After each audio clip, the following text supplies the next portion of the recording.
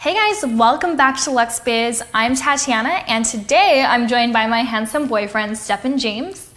And we're gonna share with you some of our biggest challenges, failures, and mistakes that we've made in our businesses. Because guess what? We're all gonna make mistakes. That's part of business, that's part of life. But what's most important is that we learn from them and we learn the valuable lessons that they bring.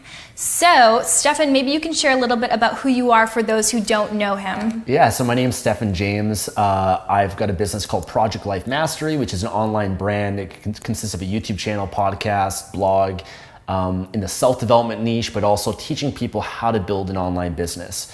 And I've been doing online business and marketing for about 10 years now. And I've tried and done almost everything there is out there. I've done affiliate marketing, information products, selling physical products on Amazon, publishing books on Amazon, coaching, consulting, a lot of different business models. But I'd say for me, I'm thinking back when I first started, like the earlier days, the biggest challenges that I faced. And one of the biggest ones for me at the time is I discovered a method of doing affiliate marketing where, and affiliate marketing, if you're not familiar, is the process of you earning a commission by promoting someone else's product. So at the time, what I learned and what I did was I created these little blogs, these small little blogs centered around a specific product that I was an affiliate for. So an example of this would be a Vitamix blender. I bought the domain name at the time, I think it was buyvitamix.net. And I had one also for a Blendtec blender. I had one for Fitbit, back when Fitbit was kind of like the early days and everything, and a few other products like that. And so I learned to create these little blogs that maybe had 5 pages of content on it. And the blog and the content was optimized for specific search terms that people were searching for in Google. So one of the ways that I learned to get traffic and people to come to my websites is I found out what people are searching for. You could do research for that. And I found out people were searching in Google to type in where to buy Vitamix, how to buy Vitamix. So I'd create this article on my little blog that would say, hey, where to buy Vitamix, and provide details and instructions. And then on that blog post, I'd have an affiliate link from Vitamix so that when people click on that link and they go and buy a Vitamix blender, I would earn a commission from that. And everything was tracked automatically through cookies. It's great. It's a fantastic way of making money. So I learned this method, and I was learning search engine optimization and how to do this. And at the time for me, a big goal that I had, this is when I was maybe 23 years old, was to make $5,000 a month passive income. For me, that was like a huge milestone because I had made some money before then, and I started off first making $1 online, and then $100, and a couple $100, and a couple $1,000. But for me, that $5,000 was a big one because that's $60,000 a year, and that would be more than enough to cover my expenses, my lifestyle, so I'd be financially free. Mm-hmm. So I worked my ass off. The strategy that I was doing was great. It was working. One of the ways that I was be able to rank my websites in the search engine so that'd be like first place or on the first page on Google is you get a lot of backlinks. Backlinks are basically links that you get from other websites linking to your website or blog. And the more backlinks you had at the time, then the more Google would be like, wow, this is must be a popular website. They're gonna rank you a lot higher for it. So I was really into all this SEO stuff, and I had a bunch of these websites, and I finally achieved this goal, $5,000 a month. And for me, that was life-changing. That was like one of the biggest things, even more than making $1 million. Making that $5,000 a month was like powerful for me. And sure enough, I achieved it, and I was living this great life, and I was, not really working that much, and I was living the 4-hour work week lifestyle, I guess you could say. And sure enough, what happened was Google had made some changes to their algorithms. They made some updates, which I did not anticipate for. I did not prepare for. I didn't even, oftentimes when you're first building your business, and you're making money, you're having success, you can be a little bit naive to think that everything's just gonna last forever and that you don't have to adapt to different changes and whatnot. And sure enough, what happened was Google made these changes. The traffic that I was getting, the money that I made disappeared almost overnight. And for me, that was tough. That was challenging. I did everything I could to try to recover it, all the research that I could, but a lot of other websites too, they're kind of in a state of shock as well. Nobody really knew the answers or solutions. It's very frustrating oftentimes when you're at the mercy of one website like Google, but you can't you can't get a hold of them. You can't find the answers for that. And I ended up spending more time and money trying to fix and resolve that. And, sure enough, it wasn't able to recover from it. And from that experience, there was actually a lot of good and blessings that came from that. It actually led me down a different path, a different direction of making money online, which was actually publishing books on Amazon, which I ended up having way more success with. That I often think back, if it wasn't for that failure that I had, that challenge, I would have never been open to trying different things and try and go down this path or be resourceful and trying to figure things out.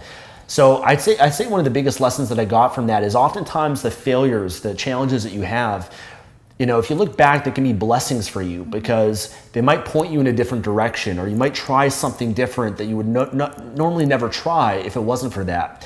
And then the other valuable lesson that I got from that too was that you can't have all your eggs in one basket. You can't be so dependent on one platform or one website for your entire income. One strategy, that's horrible. That's also known as a one-legged stool. If you've got a one-legged stool, it can maybe balance for so long, but eventually if a gust of wind comes along, some adversity, then that's gonna fall over. So what I've since learned is that you have to build a Parthenon. A Parthenon is a structure that has multiple pillars. And so, for example, if you have websites and they're getting traffic and all the traffic is from Google, that's very high risk because if Google makes a change, that can wipe you out. If you've got an Amazon business, but all your traffic is from Amazon, that's very high risk as well. So what you want to do is build multiple pillars. So maybe if you're getting traffic from Google, great, but maybe you could also add in social media, Facebook, and then Instagram, and then YouTube, and then podcasting, and then pay-per-click advertising. So that way, if something happens with something over here or something over there, the structure still remains. It still remains standing. And then also the other lesson I got from that too is that at the time I was building these little thin 5-page blogs, but you have to always think long-term. Is this gonna last? Is this align in the best interests of what Google, the search engines, with what they want? And the answer was no, because what Google wants when people search for things, they want authoritative websites to show up. They want websites that are adding value to people, that when people click on it and they go to the website, there's valuable content that's there. And so for me, I think I was using a technique that was kind of more gaming the system. And not that the content wasn't valuable or anything, but it wasn't a big website. And what I've learned since then, and what I've done with Project Life Mastery, is I've built a brand. Built one brand, one website, build it up over several years, put high quality content on it, because when you do that, Google's gonna love you. The search engines are gonna love you. They're gonna rank you high, up in the search results and everything, and people are gonna naturally link back to you and share your content on social media, and that kind of takes care of itself. So, oftentimes we try to take shortcuts, but the shortcuts, they don't last, and you can't really shortcut the process. And so instead what I've learned is that do things the right way from the start. Build your website, build an authority website, be consistent with it, keep putting out high quality content. And that's really the 80-20 of it, is if you focus on that, then you're gonna get the traffic, the results, everything's gonna follow from that. Mm-hmm.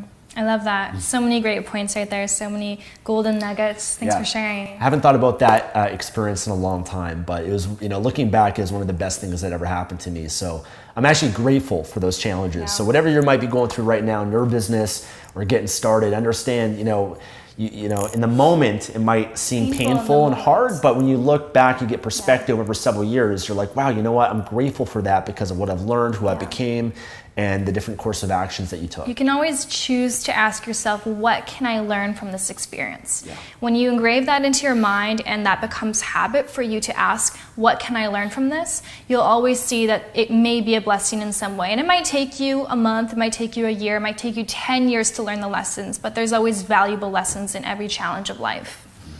So, I have two that I want to share, and I'm not sure which one I would like to start with.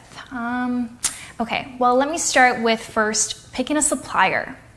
So I find that a lot of people, this is a big part of sourcing products, and this channel is about sourcing products on Amazon and Amazon FBA. So for me, I wanted to start a lingerie line because it kind of went with the flow of my current brand, and it's something that I always wanted to do. So about a year ago, I embarked on this project, and I contacted several suppliers and got all these samples, and then one of the suppliers, the quality of the samples was far superior than all the other suppliers. And I was like, wow, this is amazing. But the problem was the way that the supplier was in contact with me was not great right off the bat. They just were slow to contact me back. There was a lack of rapport. I would say a little bit of a lack of respect for my time. And immediately it was kind of a red flag for me. But because I found the quality of these products to be just so great, I ignored it. And I said, you know what, it's okay. I'm just going to go with the supplier anyways. So I put my deposit in, and something that should take no longer than maybe a month and a half to produce ended up taking 1 year. I'm not even kidding you guys. I got the package yesterday for the samples. It's insane how long it took. So the problem was that just the lack of communication with the supplier. They were just very slow with everything. And I also got very busy at that time, and I kind of put this project on the side. I said it's okay because I'm busy with other things. But my lesson from this is that when you have that gut feeling right off the bat, instinctually you kind of know, like, this supplier, there's so many red flags here and there, don't just ignore it. Go with your gut. You know what's right. And because, if you just ignore some things like that, later down the line, it's going to cost you more. It happened a second time with a second supplier for the same lingerie company. I hired a company in China for all of the packaging and branding. And this supplier, they were responsive, but it was just such a weird type of communication that we had, almost like children bickering. And they had made a mistake at one point for this gift wrap paper that I created, this tissue paper. So when people took out the lingerie, there was this nice gift wrap paper that had my branding. It had words like confidence, sexy, luxe doll, all these empowering words. It was really important for me for people to see that, to feel that. But when they printed it with just my brand name. And I said, that's not the artwork that I provided you. Please reprint everything. And they would not reprint it. And they basically for 2 weeks went back and forth with me. Please, Tatiana, if you don't accept the artwork that we created, then my boss is going to fire this person. Basically making me feel bad for their mistakes. Yeah. And I just thought it was so ridiculous, and they didn't want to reimburse me for it, and it was just really, really a waste of my time. It was frustrating. So again, there was red flags with that supplier from the beginning, and I ignored them. So it's just like when you're getting into a relationship or getting married, if there's red flags, you need to listen to your gut and not just push them aside, because what will happen 5-10 years into the relationship, into the marriage? So same thing with your suppliers. Know from the beginning and be smart about it, because this is a business decision. And for me, I could have spent more time researching other suppliers who may have had the same quality or superior quality, same thing with the packaging, but I just didn't put that much attention into it. So that was my lesson with that. And I think, with that said too, is there's also a bit of risk being so dependent on one supplier too, because yes. What if there is a disagreement, there is a breakup or something like that, and then now your business is stuck because that was the only supplier that could actually do that for you, where instead it's great to find many options, many suppliers. Don't just settle on one that you find that's great. Challenge yourself to find maybe a few more, just in the event communication's not good, it doesn't work out, or something like that comes up, that you could have a plan B, a backup. Different suppliers Absolutely, as well. Yeah. That's what I learned with the lingerie line. So after, I already paid the deposit for the lingerie, and I decided to continue with the order. And so now that I received the products and they received at the fulfillment center, I'm no longer using that supplier. I now have contacts with 3 other suppliers that have the exact same quality and far better communication. So I learned that lesson quite quickly. And so now for the future, I know whenever I'm launching new products, I need to have a list of suppliers as backup options. Yeah. So my second one that I just want to touch on real quick, it comes down to quality. And for me, in the beginning of my business, I was always trying to find ways to save money because I didn't have money. And then this habit kind of stuck with me. It's hard to break a habit sometimes. And for me, I'm pretty good at finding deals and finding ways to do things on my own to save money for my business. So when it came down to website development, I was almost like cheaping out on it. I was getting these freelancers all over the world that would just kind of edit things here, edit things there, and not really sticking with one website developer that was just able to stick with me long term to build my website and do it properly so that not just aesthetically it looks good, but functionality, like it really works. So what happened was I found a website developer who made my website look good, but completely messed up the back end of the website. And what ended up happening was every month this year, until about a month ago, there was problems with my website. Problems where people couldn't check out, they couldn't complete their orders. So when I tried to save a couple hundred, maybe $300 to $500 on a website developer, ended up costing me tens of thousands of dollars in lost sales.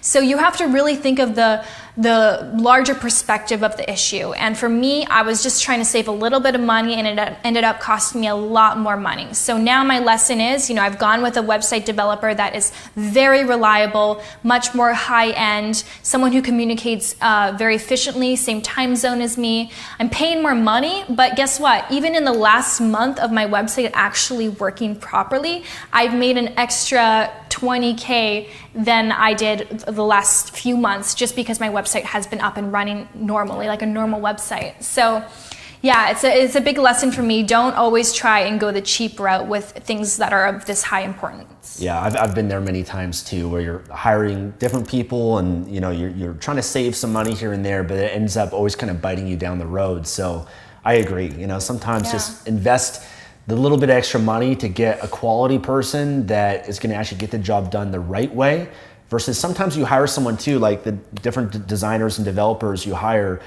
it ends up you're saving money, but it's actually taking up a lot more time because there's so much revisions back and forth and you have to babysit them, and like a lot of things are just kind of common sense of how to position things or how things should look, or the feel of it or the font or the space, all those things. Like you're having to basically kind of do all the work for them by constantly just like pointing out this and this. It's just so frustrating to have to deal with that. So when you get someone who's an A player, they just make your life so much easier. Yeah, definitely worth it. Yeah, so I'll share with you guys one more of mine. So for me, I was already having quite a bit of success in my business. I was teaching people how to publish books on Amazon, which was one of the first ways that I made a six-figure income online. And I was publishing books on Kindle, paperback books, audiobooks, doing very well with that. I had a lot of students, and still teach that to this day, that were also going through my program, my trainings, getting a lot of great results with it. So I had this idea of creating a software. And this was a software idea that I had that I was like, this software would really help and benefit my customers. And I knew that it'd be a success, I researched and made sure, this is a pain point that a lot of people had, which was being able to get reviews for their books on Amazon.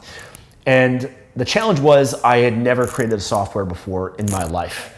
And I just thought, I'm just going to hire a developer. I'm going to tell them what I want, and I'm going to get this software developed. And, sure enough, it took me a long time just to find someone that could actually do what I was looking for. And I had invested quite a bit of money, quite a bit of time in this.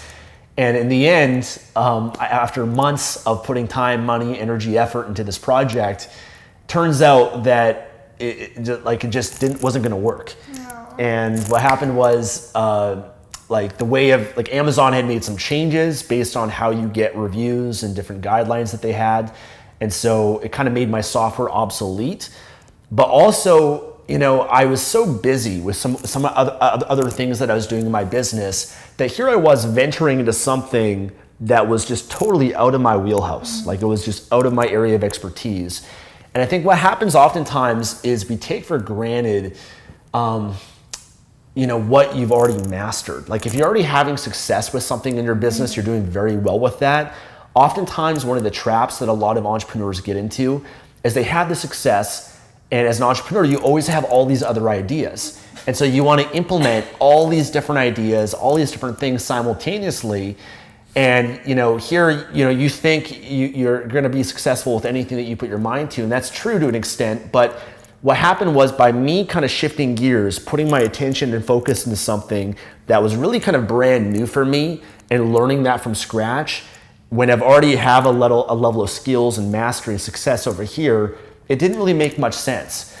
Because I could have put that time, the energy, that money more into over here, what I was already having success with, and scale and ramp that up a lot better, versus trying to now shift gears into something brand new. Yes. And a mistake that I made is I just tried to do too much. I overcommitted myself on too many projects.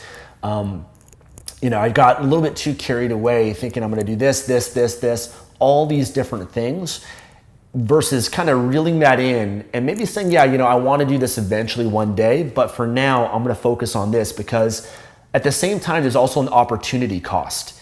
When you're putting your time into this over here, the time that you're putting in, there's an opportunity cost from that I could have put it instead, that time, into a different project that would have grown my existing business and done so much better with that. So I've learned to be more strategic about the projects that I take on, what I commit to doing.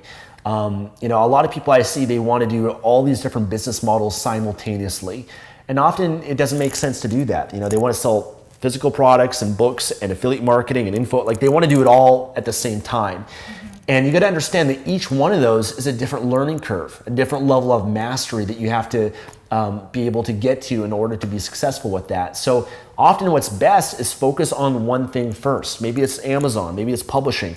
Build that up to a certain level, and then once you're in a better position, now you can kind of branch off a little bit more. And I think what I would have done differently on that project too is, once you make money and you have some success, you could be more strategic with that. You don't have to do all the work yourself. You can get a business partner, someone that maybe already has experience creating software, they're a developer, and I could have done my expertise, which is more the marketing side, and I could have partnered with that person. They could have done the development side, and we'd complement each other really well with that. So little things like that, I think that's how at a certain point you can branch off to do these other projects, is just be strategic and be smart and not try to do everything at the same time. Mm-hmm. Yeah, I love that. And I mentioned that in the beginning of my business, I tried to do a lot of things myself to save money.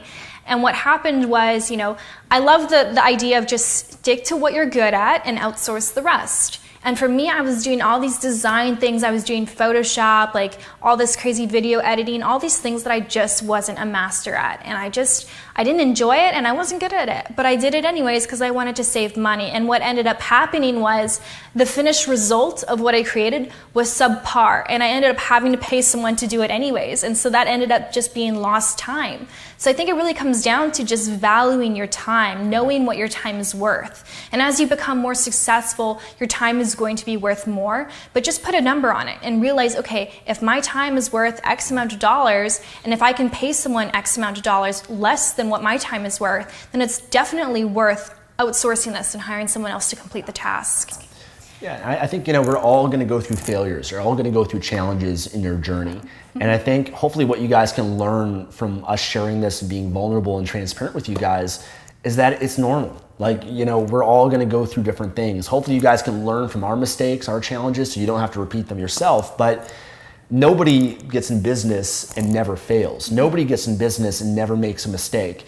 So don't let this make you be more of a perfectionist. I think the biggest failure in life is not trying, not doing anything, versus actually going for it. There is a chance of failure and making mistakes, but at least you're in the game and you have much more of a chance of actually succeeding than just sitting on the sidelines doing nothing. Yes. So go for it, guys. Try it. Yeah. So if you guys want to hear part 2 of this video, where I'm going to share 2 more major challenges and mistakes, Stefan's going to share 1 more, then you'll have to go to Stefan's YouTube channel, which is called Project Life Mastery. So I'm going to insert the video here. You just click on this video and it's going to direct you to part 2 of the video, or you can go down to the description box and click on the link there, or in the comments I'll pin the video there as well. So be sure to check out part 2, because a lot of valuable challenges and lessons that you'll learn from. So thanks for watching, guys, and we'll see you in the next video. Bye.